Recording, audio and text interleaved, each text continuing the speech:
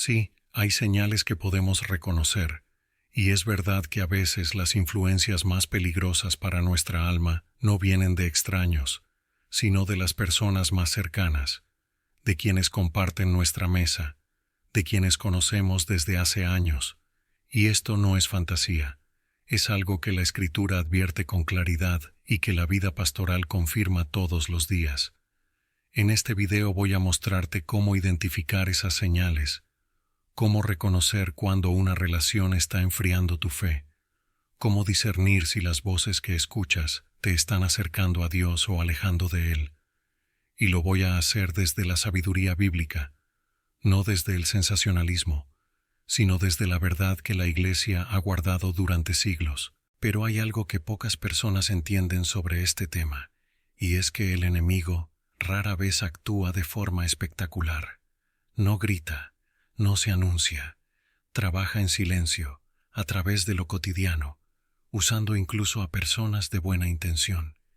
Y ahí es donde muchos fieles se equivocan sin darse cuenta, porque esperan señales extraordinarias y no reconocen la acción espiritual que está ocurriendo delante de sus ojos todos los días.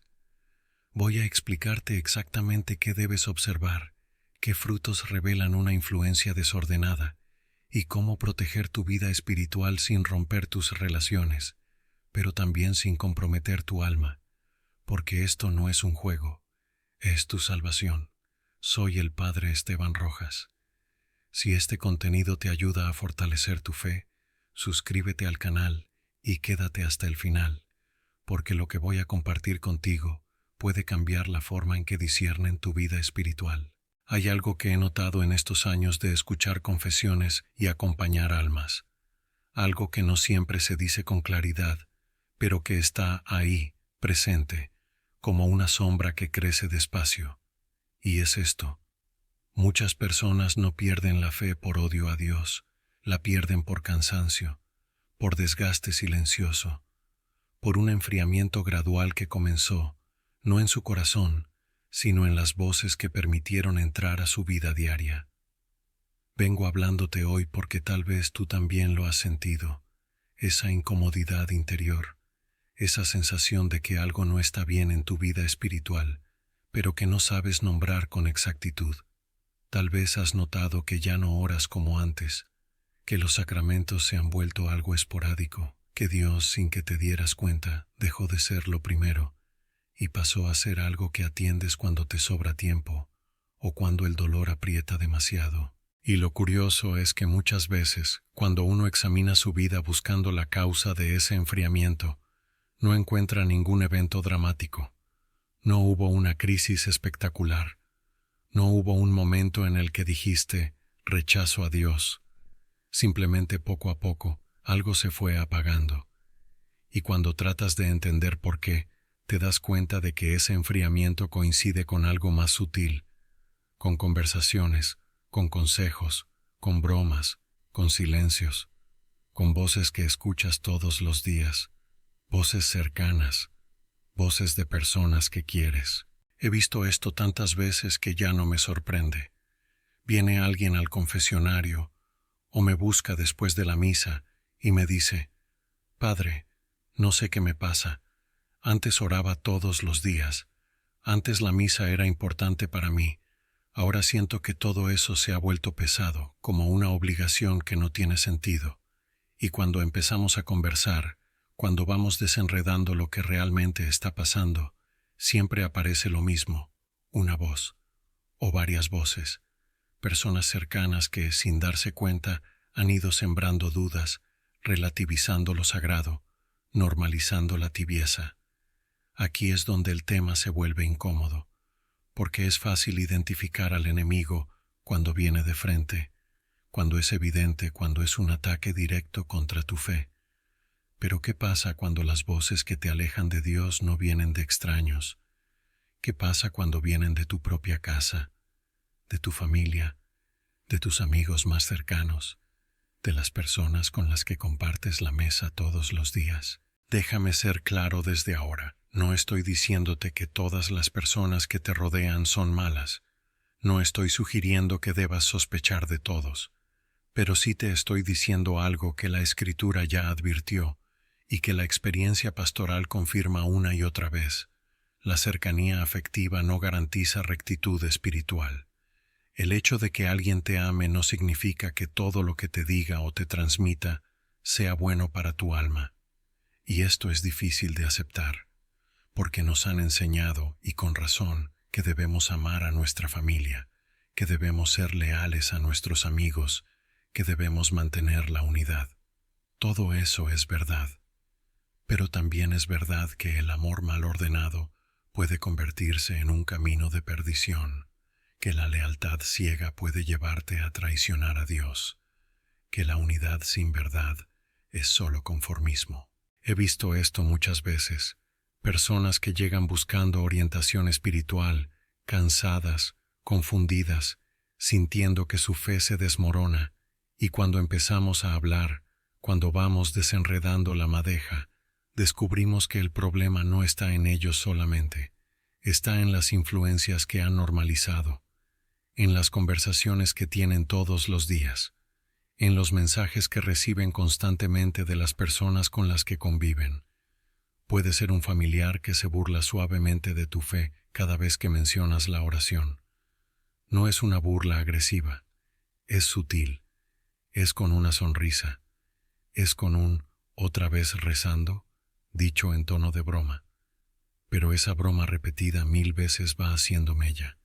Va creando en ti la idea de que orar es algo exagerado, algo que está bien para las viejitas, pero no para personas modernas y equilibradas como tú.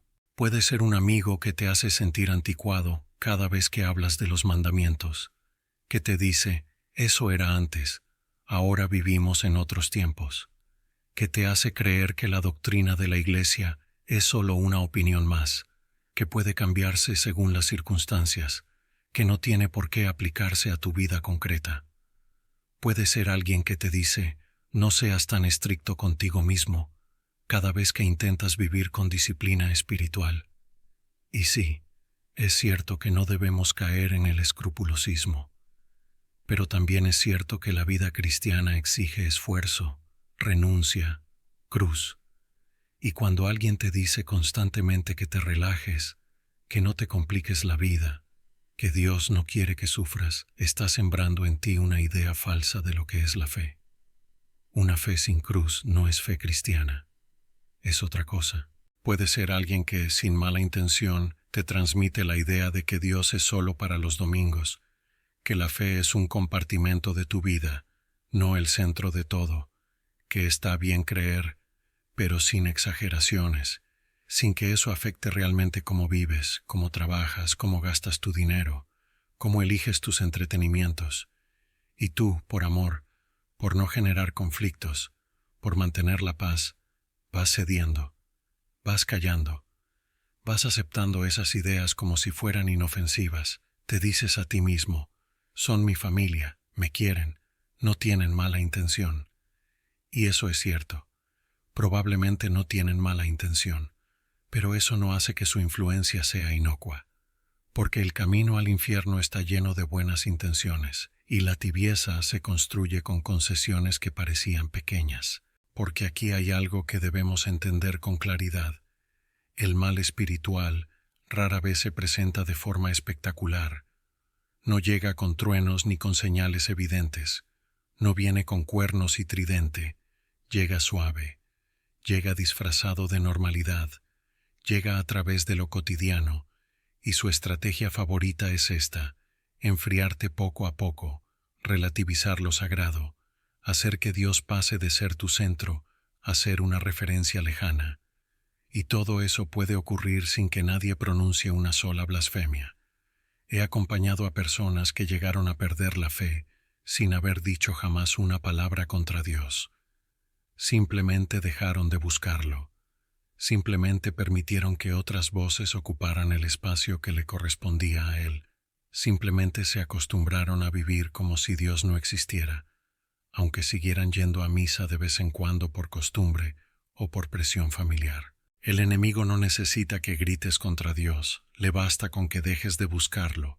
No necesita que niegues la fe, le basta con que la pospongas.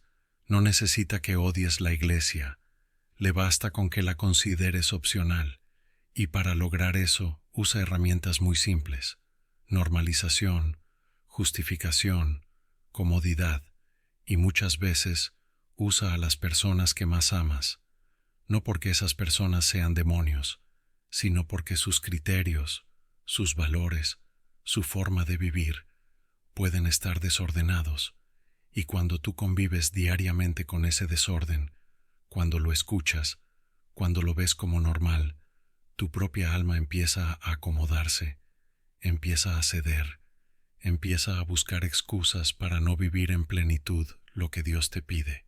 Y aquí es donde quiero que prestemos atención a algo muy concreto. Fíjate en los síntomas, fíjate en cómo cambia tu vida espiritual cuando estas voces se vuelven constantes. Cuando tu fe empieza a dar excusas, algo no está bien. Empiezas a decir: no tengo tiempo para la misa, pero sí tienes tiempo para todo lo demás. Tienes tiempo para ver series durante horas. Tienes tiempo para las redes sociales. Tienes tiempo para salir con amigos. Pero para Dios, curiosamente, nunca hay tiempo. Y cuando alguien te señala eso, te molestas. Te parece que están siendo demasiado duros contigo. Te parece que no entienden tu situación. Dices: la oración me aburre, pero pasas horas en conversaciones vacías que tampoco te llenan verdaderamente. Dices que no conectas con Dios, pero ni siquiera intentas buscarlo con constancia. Haces un intento tibio, no sientes nada inmediatamente y abandonas. Y justificas ese abandono diciendo que la oración no es para todos, que cada quien tiene su forma de relacionarse con Dios. Pero la verdad es más simple. Has perdido el gusto por las cosas de Dios porque has llenado tu vida de otras cosas. Justificas tu tibieza diciendo: Dios entiende mi situación, pero no haces nada por cambiarla. Sí, Dios entiende. Dios es misericordioso. Pero la misericordia de Dios no es complicidad con tu mediocridad. La misericordia de Dios te ofrece el perdón, pero también te llama a la conversión, y conversión significa cambio, significa movimiento, significa salir de donde estás para ir donde Él quiere que vayas. Empiezas a normalizar el pecado porque todos lo hacen. Ese pensamiento es mortal, porque si tu criterio de lo que está bien o mal es lo que hace la mayoría, entonces has entregado tu conciencia. Ya no eres tú quien discierne, es la masa, es la opinión pública, es lo que está de moda.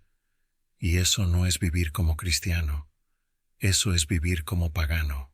Comienzas a cuestionar lo que la iglesia enseña porque los tiempos han cambiado. Y sí, los tiempos cambian, pero la verdad no cambia. La naturaleza humana no cambia. El pecado no se vuelve virtud porque estemos en el siglo XXI. Y cuando empiezas a adaptar la doctrina a tu comodidad, cuando empiezas a elegir qué enseñanzas aceptas y cuáles rechazas según te convengan, ya no eres católico. Eres tu propio papa, eres tu propia iglesia. Y eso no funciona, porque el camino de salvación no lo trazas tú, lo trazó Cristo, y nosotros lo seguimos o no lo seguimos, pero no lo reinventamos. Esos son signos de deterioro, y ese deterioro muchas veces no comenzó en tu corazón. Comenzó en las voces que has permitido que moldeen tu conciencia. Comenzó en las conversaciones diarias donde se relativiza el pecado. Comenzó en los chistes sobre la iglesia que te reías para no parecer anticuado. Comenzó en los silencios cómplices cuando alguien hablaba mal de un sacramento. Comenzó cuando dejaste de defender tu fe para no parecer fanático. Ahora déjame decirte algo con toda claridad, sin rodeos. Algo que normalmente no se dice porque suena duro. Pero es verdad, y la verdad no se puede evitar solo porque sea incómoda. La tibieza no es un estado neutro, no es un punto intermedio aceptable entre el fervor y la apostasía. La tibieza es peligrosa, gravemente peligrosa, y la Escritura es clara al respecto.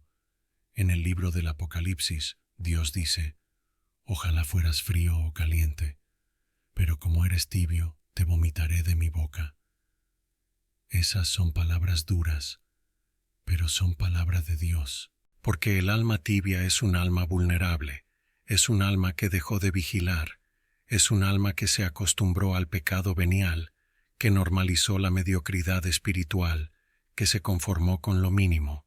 Es un alma que ya no tiene hambre de Dios, que ya no tiene sed de santidad, que se contentó con ir tirando, con sobrevivir espiritualmente sin verdaderamente vivir, y el enemigo sabe que esas almas son terreno fértil. No necesita atacarlas de frente, ya están desarmadas, ya cedieron, ya aceptaron que la vida espiritual no es tan importante, y desde ahí, desde esa tibieza, se puede llegar a cualquier parte, porque cuando Dios ya no es lo primero, todo lo demás ocupa su lugar, y cuando todo lo demás ocupa el lugar de Dios, el alma queda a merced de cualquier viento. He visto almas tibias caer en pecados que nunca hubieran imaginado. He visto personas que se consideraban buenas cristianas terminar viviendo como si Dios no existiera. Y todo comenzó con pequeñas concesiones, con pequeños silencios, con pequeñas justificaciones, porque el pecado grave rara vez llega de golpe. Llega preparado por una larga cadena de pecados veniales que fueron normalizados. Y aquí es donde volvemos al punto inicial. ¿De dónde vienen esos vientos? ¿Quién está soplando en tu conciencia? ¿Qué voces están moldeando tu forma de ver la vida, el pecado, los sacramentos, la oración, la cruz? ¿Qué mensajes estás recibiendo todos los días sobre lo que importa y lo que no importa? Porque puedes estar escuchando a Dios, o puedes estar escuchando otras cosas, y la diferencia no siempre es obvia, porque el enemigo no te va a decir, déjame destruir tu fe. Te va a decir, a través de voces que conoces y amas, relájate, no seas tan riguroso, Dios es amor, no exigencia, la vida es corta, disfrútala, no te compliques tanto. ¿Quién te crees que eres para juzgar a los demás? La fe es algo personal, no dejes que nadie te diga cómo vivirla. Cada quien tiene su camino. Lo importante es ser buena persona.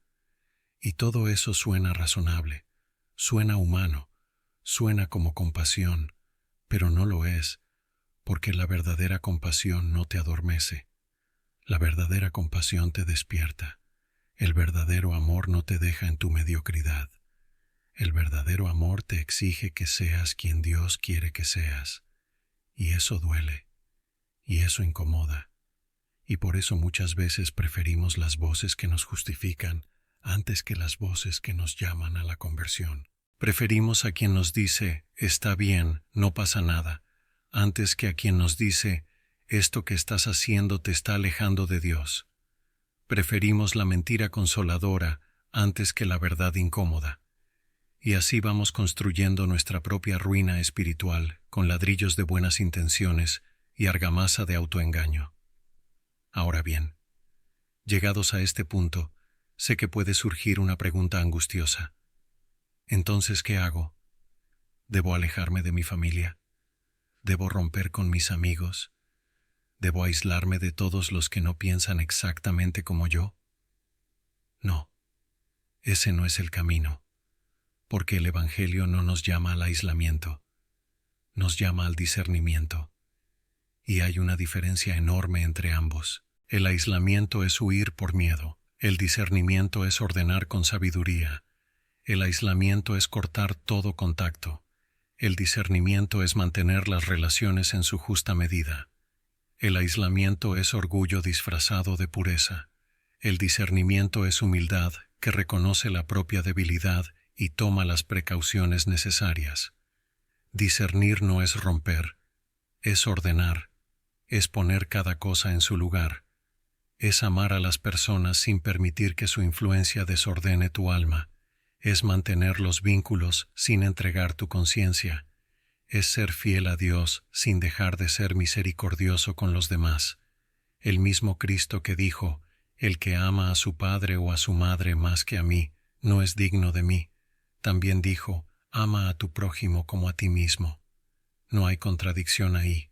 Hay jerarquía, hay orden, Dios primero, siempre, y desde ese primer lugar de Dios, todo lo demás encuentra su justa medida. Esto significa que puedes amar a tu familia, que debes amarla, pero no puedes permitir que ese amor te aleje de Dios. Puedes mantener tus amistades, pero no puedes permitir que esas amistades debiliten tu fe. Puedes convivir con personas que no piensan como tú, pero no puedes permitir que su forma de pensar sustituya la verdad que Dios te ha revelado. ¿Y cómo se hace eso en concreto? No es fácil, y no hay una receta única que funcione para todos, pero hay principios claros que siempre aplican. Primero, vigilancia interior. Debes estar atento a lo que está pasando en tu alma. Debes examinar cómo te afectan las conversaciones que tienes. Debes notar si después de estar con ciertas personas te sientes más cerca o más lejos de Dios. Debes preguntarte si las voces que escuchas te están llevando a la oración o te están alejando de ella. Segundo, oración constante. No puedes discernir sin orar. No puedes ordenar tu vida sin la gracia de Dios. No puedes mantener tu fe firme si no la alimentas diariamente con la oración y los sacramentos. La oración no es un adorno, es el oxígeno del alma. Sin ella te asfixias espiritualmente, y un alma asfixiada acepta cualquier cosa con tal de sobrevivir. Tercero, criterio evangélico. Necesitas conocer la enseñanza de Cristo. Necesitas conocer la doctrina de la Iglesia, porque si no conoces la verdad, cualquier mentira te parecerá razonable. Si no conoces la enseñanza auténtica, aceptarás como católico lo que no lo es. Y eso te dejará vulnerable a todo tipo de influencias desordenadas. Cuarto, valentía de decir no cuando sea necesario. Y esto es difícil, porque decir no a las personas que amas duele. Pero hay momentos en los que es necesario. Cuando alguien te propone algo que va contra tu fe, debes decir no. Cuando alguien te invita a un ambiente que sabes que te hará daño espiritual, debes decir no. Cuando alguien espera que tú cedas en algo que es fundamental, debes decir no. Y sí, eso tendrá consecuencias. Puede generar incomprensión, puede generar distancia, puede hacer que algunas personas te vean como exagerado o fanático. Pero esa es la cruz que debemos cargar, porque Cristo fue claro. Si el mundo los odia, sepan que a mí me odió primero. No estamos llamados a ser populares, estamos llamados a ser fieles. Quinto, firmeza para mantener tu vida sacramental, aunque nadie a tu alrededor la valore. Tú vas a misa, aunque tu familia no vaya. Tú te confiesas, aunque tus amigos se burlen. Tú oras, aunque te digan que estás perdiendo el tiempo, porque tu vida espiritual no depende de la aprobación de otros, depende de tu fidelidad a Dios. Y también, sexto, humildad para reconocer cuando una relación te está haciendo daño espiritual. Porque sí, hay casos en los que es necesario tomar distancia, no por odio, no por orgullo, sino por necesidad espiritual. Porque si una relación te aleja sistemáticamente de Dios, si te arrastra hacia el pecado, si te hace dudar de verdades fundamentales, si debilita tu oración, si enfría tu amor por los sacramentos, entonces esa relación necesita ser reordenada, y a veces reordenar significa distanciarse, temporalmente o permanentemente, si es necesario para salvar tu alma, y esto no es falta de caridad. Es realismo espiritual, porque la verdadera caridad es desear el bien del otro, y el bien supremo es la salvación.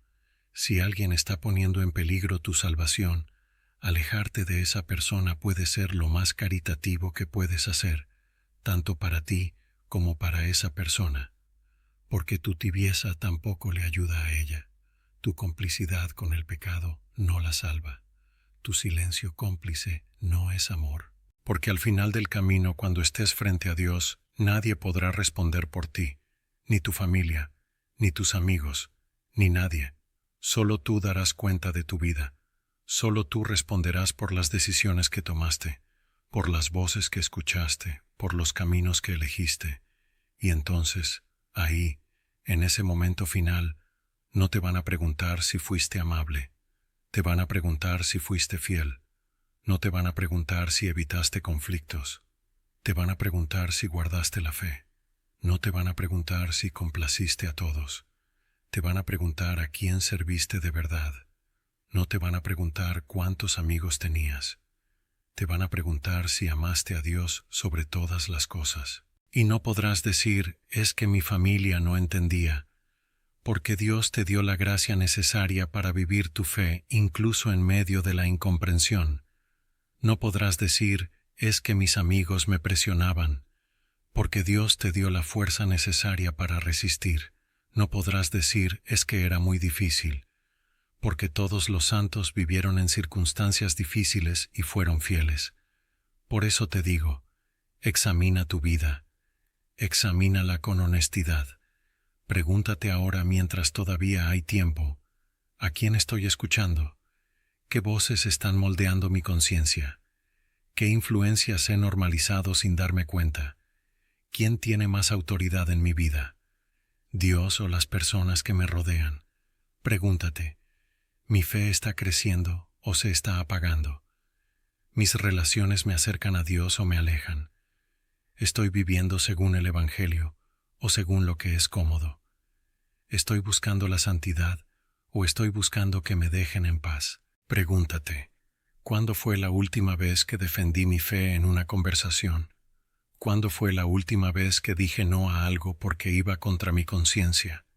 ¿Cuándo fue la última vez que elegí a Dios por encima de la aprobación de otros? Y cuando respondas esas preguntas, no lo hagas con la boca. Hazlo en silencio. Hazlo delante de Dios, porque Él ya sabe la respuesta, y Él está esperando que tú también la reconozcas. Está esperando que dejes de engañarte. Está esperando que dejes de justificarte.